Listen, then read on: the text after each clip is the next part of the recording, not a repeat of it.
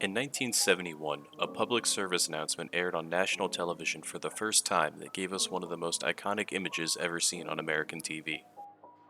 I think it's safe to say that everyone has at least seen a reference made to the famous crying Indian, who's more commonly known as Iron Eye Cody.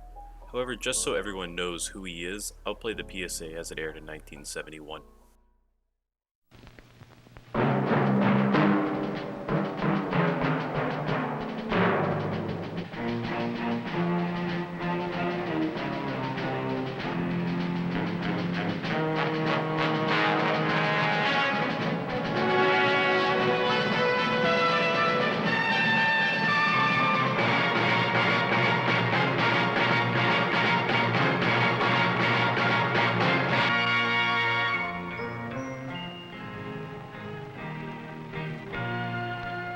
Some people have a deep, abiding respect for the natural beauty that was once this country.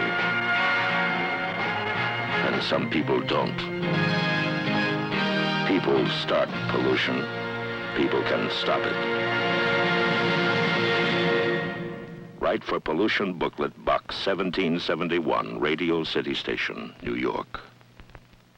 The PSA was produced by the Keep America Beautiful organization, which was founded in 1953 with the goal to build and maintain clean, green, and beautiful spaces. Which is all well and good, but there's probably something else you should know about KAB. The group was initially founded by a number of companies, including the American Can Company and the Continental Can Company.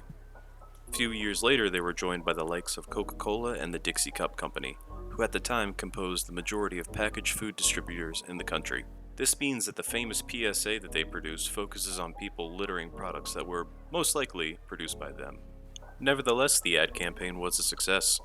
In fact, it was the catalyst for the 1970s environmental movement, which successfully pressured Congress to pass measures to promote cleaner air and water. However, there are some levels of ironic duplicity that accompany this movement. Corporations across America in the 1970s were already being scrutinized by environmentalists for perpetuating the idea of a throwaway society that was cultivated in the late 1950s and 60s, where cheap items with disposable or short lifespans were valued over items that were more expensive to produce but have more longevity. Because of the low cost associated with mass production of plastic products and the fact that they were being advertised as the peak of modern living in the late 1960s, there was an ever-increasing demand for cheap plastic imitations of more expensive products. And in the 1970s, the plastic craze began to spread to the packaging that food was sold in. This in turn created a society with an abundance of used up or broken items and no long-term plan for disposing of them properly.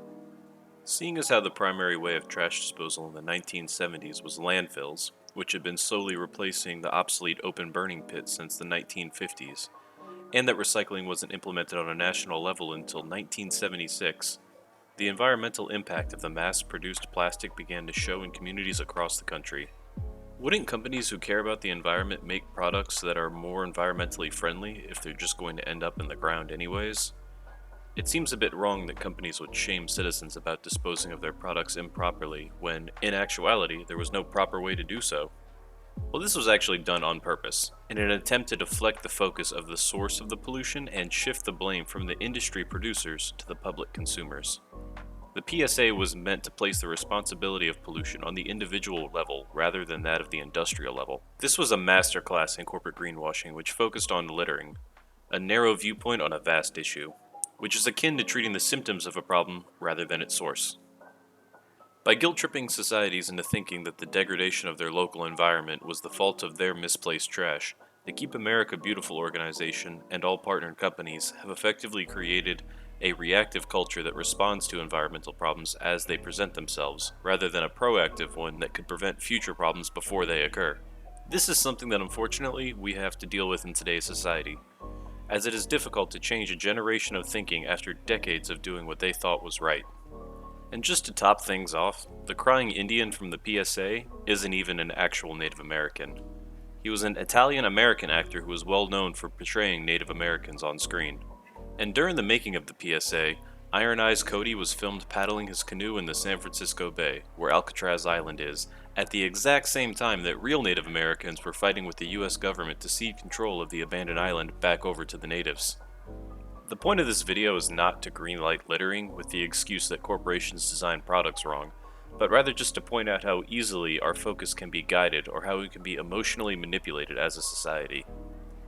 That PSA has undoubtedly had a positive influence in how multiple generations view environmentalism now, and probably will continue to do so for future generations given just how iconic its imagery is. It's just unfortunate that it had to be accompanied by corporations laying the environmental toll of industrial grade production pollution on the shoulders of their consumers. Today, Keep America Beautiful is a great group that removes more litter and recyclables off highways and beaches each year than any other organization. They have over 600 community affiliates that mostly consist of people who look after their local area and encourage others to do the same. It's just a little weird that they're partnered with Pepsi, Coke, and Nestle, who are all on a list of 100 companies who create over 70% of global greenhouse gas emissions. So the question I would like to end this video with is, who do you really think made the Indian cry?